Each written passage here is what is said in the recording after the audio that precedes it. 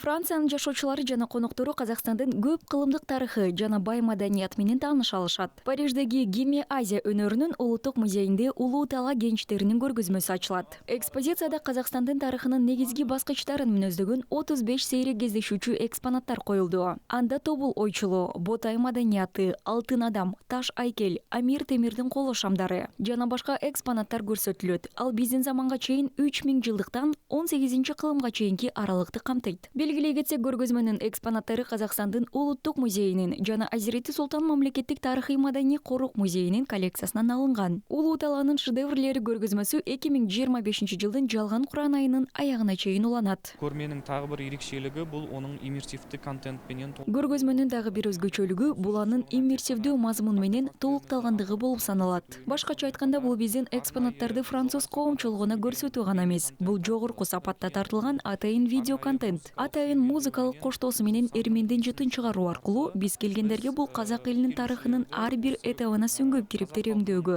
жана ошол мезгилдин контекстине кирүүгө мүмкүндүк беребиз.